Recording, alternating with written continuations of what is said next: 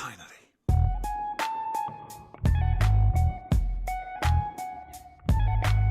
Hello everyone and welcome back to IMO Reviews. Today we are discussing Mission Impossible Dead Reckoning Part 1. Jumping straight into the positives of Mission Impossible Dead Reckoning Part 1.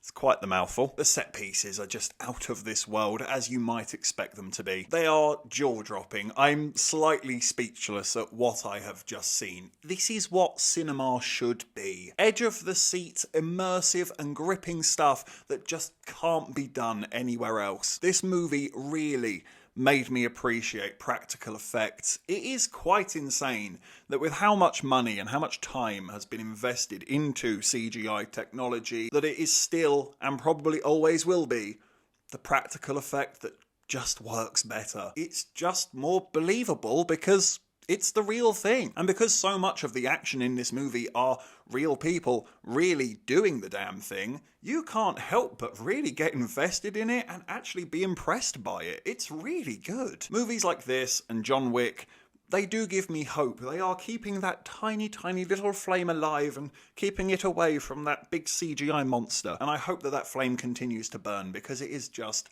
mwah. It's wall-to-wall, endless entertainment. I just had such a good time with this film. And believe it or not, I actually liked the pacing. I know.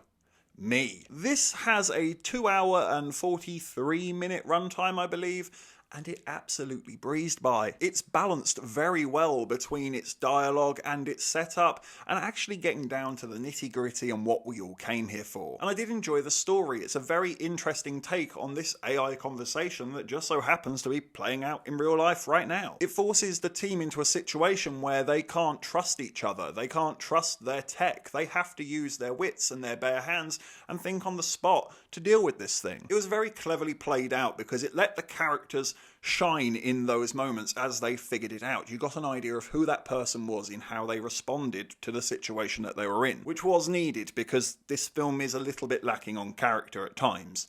I will get to that. But it made it tense, it made it interesting, and it also showed the audience how and why this thing could be really bad, and I totally felt that threat level. Sure, the villains have a sprinkling of cheese on top of them, particularly Pom Clementif, who in one scene is dressed like Harley Quinn for some reason. But I personally don't think they overdid it. I feel like they rode that line of spy villain quite well. And because they are spy villains, I'm happy to give them a little bit of leeway. If James Bond can have Jaws and Oddjob and everybody loves them, then Mission Impossible can have Mantis Quinn. I don't see why not. The music and the sound design was excellent. It was really blasting, at least it was in my theatre. And some of the hits sounded and looked really painful, very believable as well. Especially one in the alleyway. Someone gets their head smashed against a brick wall and I genuinely winced. I almost felt it. I wanted to rub my head. I love that immersion. Fair play to the stunt team and excellent work by the sound team as well to make those hits really hit. I thought the performances were really good. Tom Cruise is great as always. He makes it look easy, to be honest with you. But equally, everyone else also stepped up to the plate. I thought Ving Rhames and Simon Pegg were really good together. They had a nice balance to their humour, it wasn't over the top. Hayley Atwell felt like a very nice, fresh addition to the team, and again,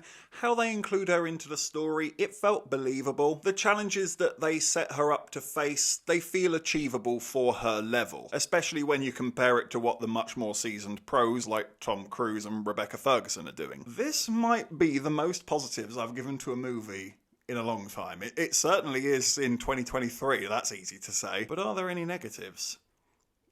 Yes, but any issue that I truly had with this film was so small, I honestly felt petty holding the film to account for it. And to give you a good example, without spoiling it, would be what I mentioned earlier. Pom Clementif does kind of look like Harley Quinn in here, and she hasn't got much of a character to work with beyond being a cool, maniacal wild card of a foe. But she's a lot of fun as that cool, maniacal wild card foe with no character to work with. She does excellent work in the action scenes. She's quite memorable. She didn't over-egg the pudding, at least not for me. And if I'm being honest, the writing can be a little bit convenient in places. There are 2 Deus Ex Machina moments in this movie, if I'm remembering that correctly. There is definitely at least one. And I usually hate that, but again, I was just having such a good time with this film, so invested, so immersed, so wanting to see what happened next, that I just let it slide. I noticed it, but I let it go. I can't even really say that I'm that annoyed that it's part 1 of 2 and we don't really get a complete story here, because I did know that going in.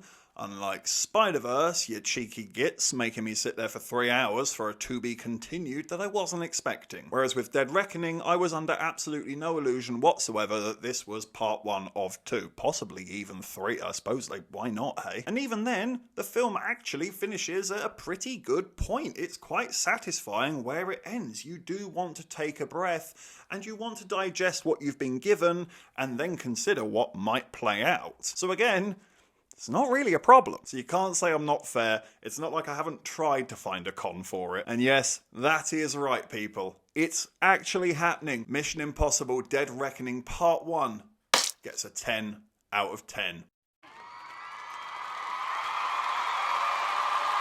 Our first 10 out of 10 of 2023.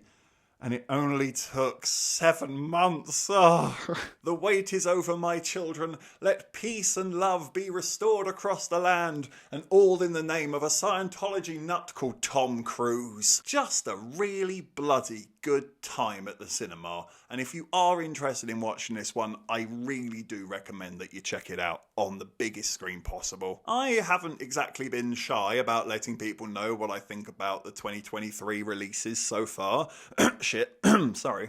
And I have been waiting, begging for just a 9. I'd gladly settle for a 9 out of 10. Just anything at all that's going to stay with me for longer than a day, and I might actually want to watch again and even get it on Blu-ray. And I can gladly say that Mission Impossible Dead Reckoning Part 1 is absolutely that. Thank you for watching this review. Please be sure to hit that like button and hit the subscribe button if you haven't already, and please do hit the comment section as well. Have you seen Mission Impossible Dead Reckoning Part 1? What did you think about it? Let me know in the comment section below. And of course, if you haven't had enough of this crazy ginger, well, you can always click on these suggested videos right here and get yourself lost in an IMO wormhole. But if not, take care, and I look forward to seeing you on the next review.